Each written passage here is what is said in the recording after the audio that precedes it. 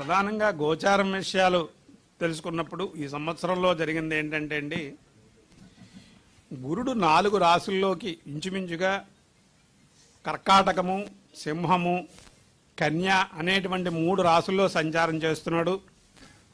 ఈ విధంగా సంచారం చేయడంలో గురుడికి అతిచార ప్రభావం కూడా, అంటే వాడు వెళ్ళవలసినటువంటి టైం కంటే కూడా ముందుగా వెళ్ళిపోతున్నాడు.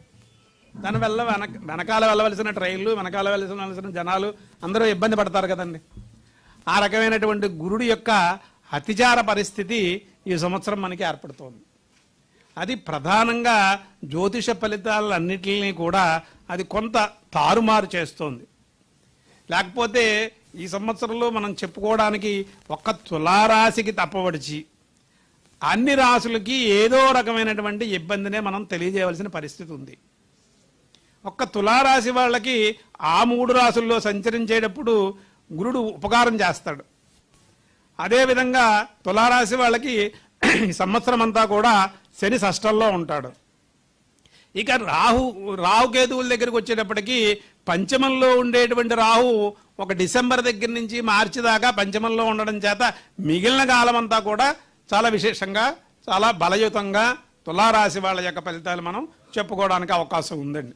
మిగిలిన రాశులన్నీ కూడా ఎంతో కొంత సామాన్యమైనటువంటి స్థితిని చూపిస్తున్నాయి. అయితే ఈ సంవత్సరంలో ప్రధానంగా మనం మేషరాశి తీసుకున్నప్పుడు అశ్విని భరణి గుర్తుగా మొదటి పాదాలు మేషరాశిలోకి వస్తాయండి.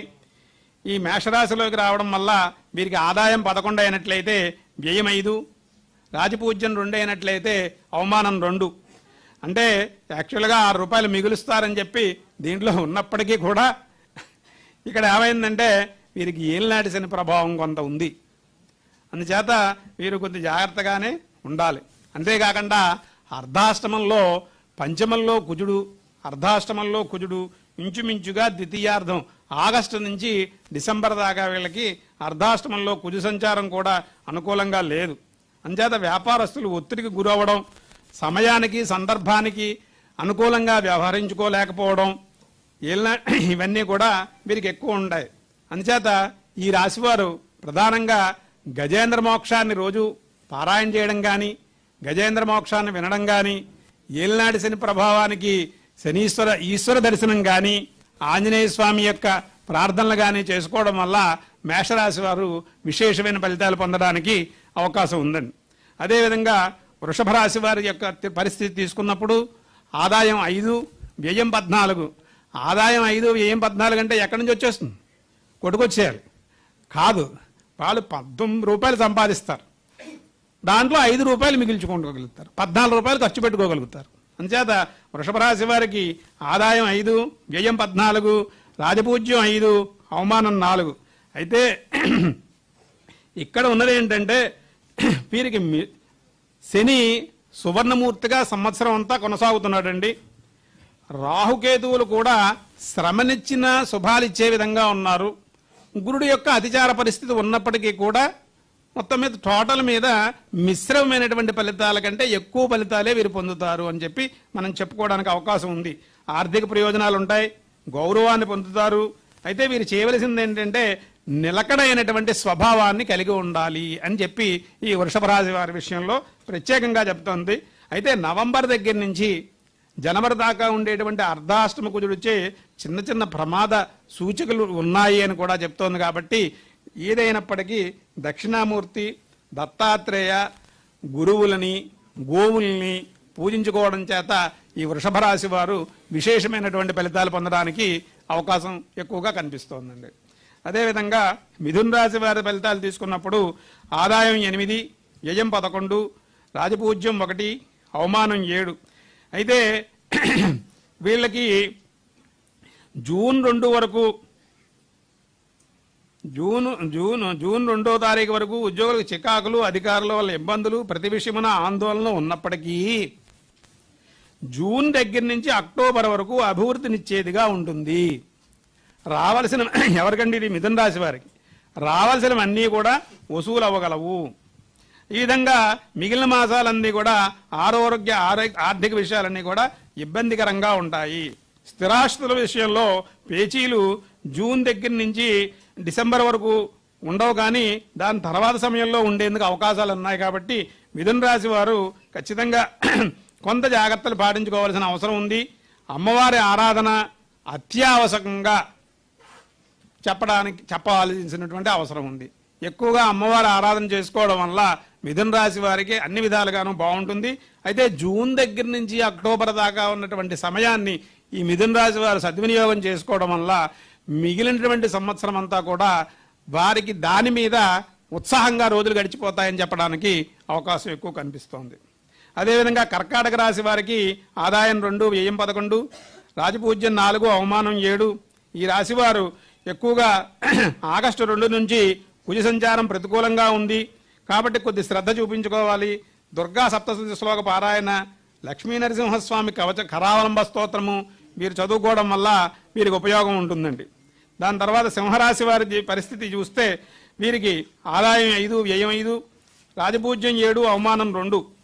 అయితే ఈ సింహరాశి వారి యొక్క ఫలితాలు మనం పరిశీలించినప్పుడు ఈ అష్టమ శని అనేది వీరికి ఇంకా ఈ సంవత్సరం కూడా కొనసాగుతోంది కాబట్టి వీరు అష్టమ శనికే జాగ్రత్తలు తీసుకుంటూ ప్రతిరోజు శతరుద్రియం కానీ శ్రీరామ శరణమ్మమ అనేటువంటి నామంతో ఆంజనేయ స్వామికి వారికి ప్రదక్షిణాలు చేయడం వల్ల కానీ లేకపోతే రుద్రం ప్రతిరోజు వినడం వల్ల కానీ వీరు ఆ ఏలినాడి శని ప్రభావానికి దూరంగా ఉండడమే కాకుండా మంచి కర్మలు మంచి ఫలితాలు పొందడానికి అవకాశం ఉంది. అదేవిధంగా కన్యారాశి వారి ఫలితాలు తీసుకున్నప్పుడు ఆదాయం 8, వ్యయం 11, రాజపూజ్యం 3, అవమానం 3. ఈ సంవత్సరంలో శని వీరికి కొద్దిగా వ్యయప్రయాసలు ఎక్కువగా కలిగించేందుకు అవకాశం ఉంది. అందుచేత 1-2 నెలలు సామాన్యంగా సాగుతుంది. జూన్ దాకా సామాన్యంగా సాగినా ఆ తర్వాత కొంత ఎగుడు దిగుడుగా ఎక్కువ ఉండడానికి అవకాశం ఉంది. కాబట్టి వీరు ఆంజనేయ స్వామికి ఆకుపూజలు, శ్రీరామ శరణమ్మ అనే నామాన్ని ఉచ్చరించుకుంటూ ప్రదక్షిణాలు చేయడం వల్ల కూడా ఈ కన్యారాశి వారికి సింహరాశి వారికి కూడా విశేషమైన ఫలితాలు ఈ కలగడానికి అవకాశం ఉంది. అదేవిధంగా తులారాశి వారు చూసుకున్నప్పుడు ఆదాయం 5, వ్యయం కలగడానికి అవకాశం ఉంది. అదేవిధంగా తులారాశి వారు చూసుకున్నప్పుడు ఆదాయం 5, వ్యయం 14, రాజపూజ్యత 6, అవమానం 3. అయితే వీరి గురించి ఇందాకనే మొట్టమొదట గోచారం ప్రారంభించగానే తులారాశి వారి గురించి చెప్పడం జరిగిందండి. తులారాశి వారు ఈ సంవత్సరంలో అంటే గత 5-6 సంవత్సరాల నుంచి తులారాశి వారు చాలా ఇబ్బందులు పడుతున్నారు. కాబట్టి ఈ సంవత్సరం నుంచి వారికి మంచి ఇంచుమించు ఒక 4-5 మాసాల నుంచే మంచి ప్రారంభమైంది. భవిష్యత్తు ఇంకా అనుకూలంగా ఉండడానికి అవకాశం ఉంది. కాబట్టి దాని గురించి ఎక్కువ మనం మాట్లాడుకోక్కర్లేదు. ఇంకా ఏమైనా చదువుకుంటానంటే కనకదారాస్తవం రోజు వారు పారాయణ చేసుకోవడం వల్ల వారు విశేషమైన ఫలితాలు పొందుతారు. అదేవిధంగా వృశ్చిక రాశి వారి ఫలితాలు తీసుకున్నప్పుడు ఆదాయం 11, వ్యయం 5, రాజపూజ్యం 2, అవమానం 6. జూన్ దగ్గర నుంచి అక్టోబర్ వరకు వీరికి గుణబలం అనుకూలంగా ఉంది. కాబట్టి ఆ సమయంలో పరీక్షలు ఉత్తీర్ణత అవ్వడం, కళాశాల ప్రవేశాలు ఏర్పడడం, తర్వాత ఉద్యోగాలు ఏర్పడడం, వివాహాలు సిద్ధించడం అనేవి జూన్ అక్టోబర్ మధ్యలో ప్లాన్ చేసుకున్నట్లయితే వాళ్ళకి విశేషమైనటువంటి ఫలితాలు ఉంటాయి. గురుగ్రహ అనుగ్రహం కోసం వీరు ప్రయత్నించుకుంటూ ఉండాలి. గురువుల యొక్క అనుగ్రహం కోసం పెద్దలను పూజిస్తూ ఉండడం వల్ల వీరు అనుకూలమైనటువంటి ఫలితాలు పొందుతారు. ఇక ధనుస్సు రాశి వారికి ఆదాయం 14, వ్యయం 11. శని సంవత్సరం అంతా కూడా అర్ధాష్టమంలో సంచరిస్తున్నప్పటికీ గురుడు యొక్క కొంత ఉపయోగం, గురుడు వల్ల కొన్ని ఉపయోగాలు వీరికి జరగడానికి అవకాశం ఉంది. కాబట్టి వీరు దుష్ట సహవాసాలకి చెడు అలవాట్లకి దూరంగా ఉండగలిగినట్లయితే, చెడు ఆలోచనలు దుష్ట సహవాసాలకి దూరంగా ఉన్నట్లయితే ధనస్సు రాశి వారు విశేషమైనటువంటి ఫలితాలు ఈ సంవత్సరం పొందడానికి అవకాశం ఉంది. వీరు సుబ్రహ్మణ్య ఆరాధన కానీ దత్తాత్రేయ ఆరాధన కానీ చేసుకోవడం వల్ల విశేషమైనటువంటి ఫలితాలు పొందుతారని చెప్పచ్చు. అదేవిధంగా మకర రాశి వారి ఫలితాలు తీసుకున్నప్పుడు ఆదాయం 2, వ్యయం 8, రాజపూజ్యం 7, అవమానం 2గా ఉన్నాయండి. వీరికి ఈ సంవత్సరం అంతా కూడా గతం కంటే కొంత మేలుగా ఉంటుంది. విశేషంగా వీరు లబ్ధిని పొందడానికి అవకాశం ఉంది. దక్షిణామూర్తి దత్తాత్రేయ పారాయణలు వీరు చేసుకోవడం, వెంకటేశ్వర స్వామి దర్శనం చేసుకోవడం వల్ల కూడా వీరు విశేషమైనటువంటి ఫలితాలు పొందడానికి అవకాశం ఉంది. అదేవిధంగా కుంభరాశి వారి ఫలితాలు తీసుకున్నప్పుడు కుంభరాశి వారికి ఆదాయం 2, వ్యయం 8, రాజపూజ్యం 4, అవమానం 2. చేత కుంభరాశి వారికి ఇంకా ఏలినాడి శని కొనసాగుతోంది. కాబట్టి వీరు కొంత ఈ సంవత్సరం రాహుకేతువుల యొక్క ప్రభావం కూడా కొద్ది సామాన్యమైనటువంటి స్థితిలో ఉంది. కాబట్టి వారు కొద్దిగా జాగ్రత్తగా ఉంటూ సన్మార్గంలో ప్రయాణం చేయడానికి ప్రయత్నించుకోవాలి. రామాయణం వినడం లేదా రుద్రం వినడం లేదా శతరుద్రీయం పారాయణ చేసుకోవడం ఇలాంటి వాటి వల్ల మీరు విశేషమైనటువంటి ఫలితాలు పొందడానికి అవకాశం ఉంటుంది. కొన్ని శ్రమలను దూరం చేసుకున్న వాళ్ళు అవుతారు. అయితే మీనరాశి వారికి ఏలినాటి శని కొనసాగుతున్నప్పటికీ ఆదాయం 14, వ్యయం 17 అవ్వడం చేత వీరు శని జన్మంలో సంచరిస్తున్నప్పటికీ కూడా వారికి శని సువర్ణమూర్తి అవ్వడం చేత వారు విశేషమైనటువంటి ఫలితాలు పొందడానికి అవకాశం ఉంది.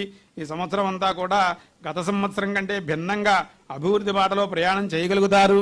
ఆర్థిక వ్యవహారాలందు గత తప్పిదాలను సరిచేసుకోగలుగుతారు. ఆలోచనలు కలిసి వస్తాయి. పెద్ద పెద్ద వ్యవహారాలను తలపెట్టగలుగుతారు. గత రుణాలను తీర్చగలుగుతారు. చేతి మార్పులు లేదా రుణాలు తీర్చలేకపోయినా కనీసం చేతి మార్పులైనా చేసుకోగలుగుతారు. పరువును నిలబెట్టుకోగలుగుతారు. దాంట్లో ఏ రకమైనటువంటి సందేహం లేదు. మీనరాశి వారి ఫలితాలు కూడా చాలా విశేషంగా ఉన్నాయండి. ఏమన్నా చిన్న చిన్న సందేహాలు లాంటివి ఏమన్నా ఉంటే వేద పండితుల ఆశీర్వచన దయచేసి వేదే పేరుని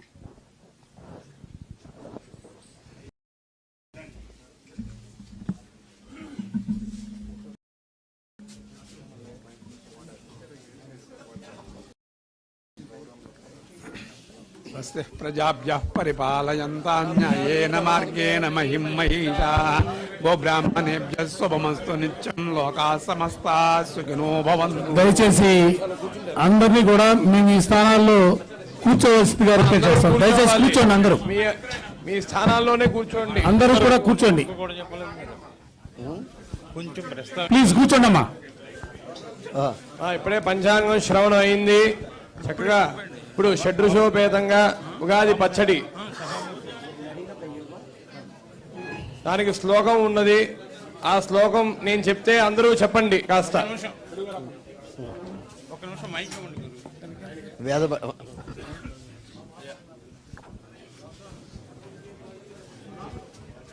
దయచేసి కూర్చోండి ప్లీజ్.